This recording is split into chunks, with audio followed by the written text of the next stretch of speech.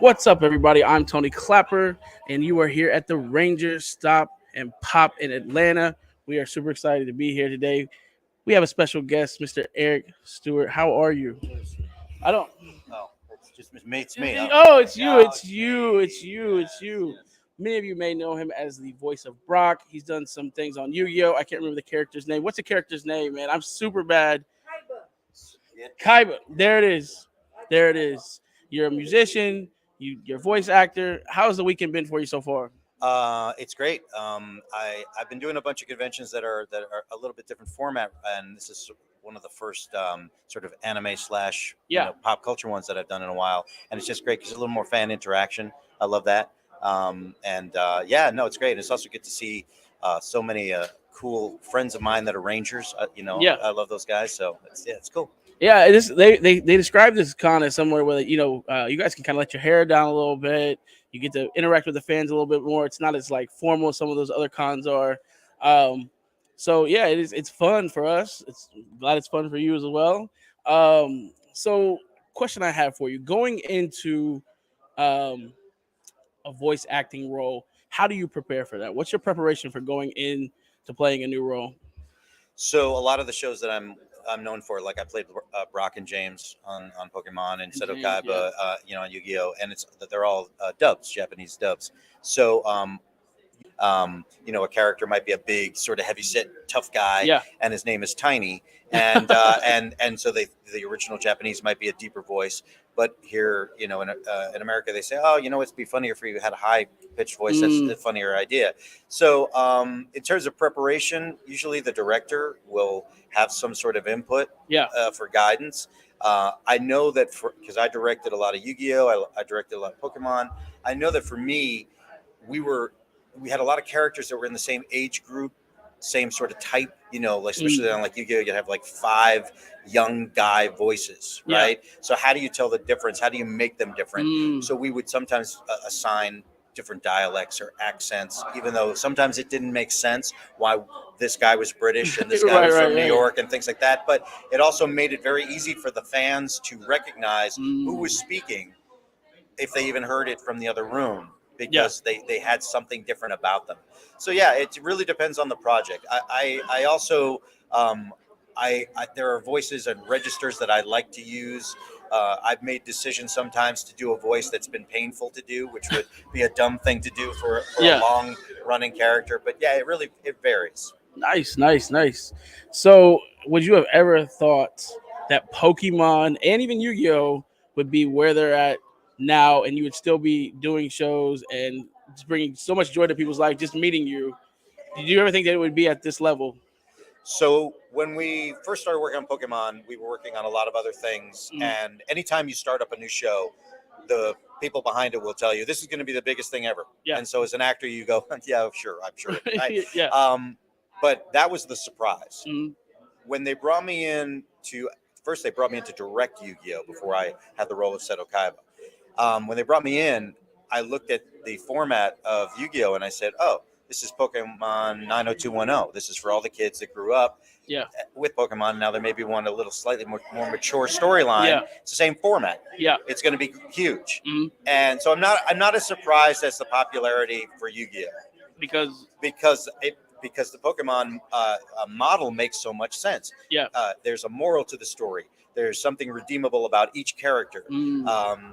so that people connect to that. Yeah, And it's not rocket science. Don't reinvent the wheel when you're making a new cartoon. yeah, This is a formula that works. But 25 years later, to see that there's still a fandom for these shows, yeah. it's very flattering. I mean, I started working on that show when I was a young man, so Yeah. it's pretty cool. Yeah, I would imagine. I mean, like I said, you come to these shows, you have people who come up, you just want to meet you, get things signed for you, and with people having things signed, can you? Is there anything that you can say that's like the weirdest thing someone's ever asked you to sign? As a rock and roller, I can't tell you what that would Okay, be, okay, okay. what I've done. But as a voice actor, I did do one where I signed someone's calf that they then did a tattoo. Wow. That's pretty permanent. Yeah. Like that's pretty hardcore. Things like that are like wow. Yeah. That's a little That's very flattering. That Yeah, that yeah, you yeah, want yeah. my name, and I had to really make sure that you could read the letters of my name. Yeah. Yeah, I would think that goes at the top of the list. Yeah, I can see that. So out of voice acting and your musician, so your plate's pretty full. What would you say? I mean, was one outweigh the other as far as passion goes? Yeah, honestly, if you asked me who I was, I would tell you I was a singer-songwriter, and if you asked me what I did, I would tell you I was a Okay. voice actor and a musician Okay. because I most of my income is based on being an actor, Yeah. which has given me the freedom to play original music and do what I want to do as a musician without asking how much am I getting paid and all of Yeah. that sort of stuff. Yeah, if I had to give one up, I mean, it might be a surprise to hear, but it would be voice acting. No. Yeah, music is my soul. Yeah. No. I completely understand that, and sometimes it can be hard, for people who haven't made it to that level to balance the two out.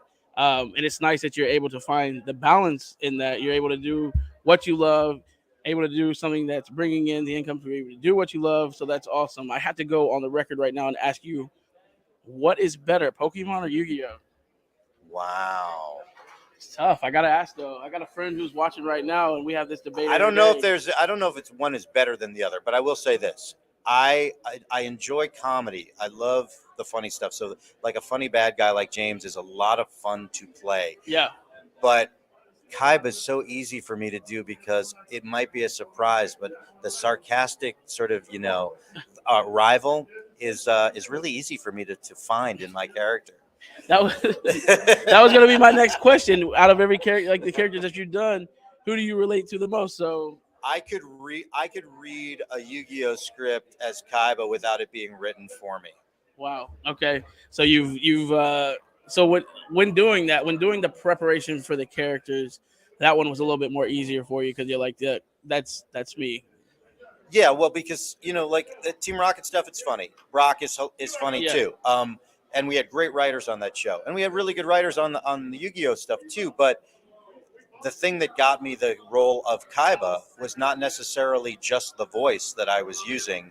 It's because I understood that the producer and the creator of the show, they were looking for that sarcastic rival, giving the hero a hard time without being a villain. So the personality was something that I could relate to. I got Nice. it. I Nice. understood it. So that's why it's easy for me to play because I walk that line between being a rival and a villain. Nice. So you understood the assignment, like they like to say these days. That's good. Can you tell us anything that you have that you're working on, or anything that you have going on?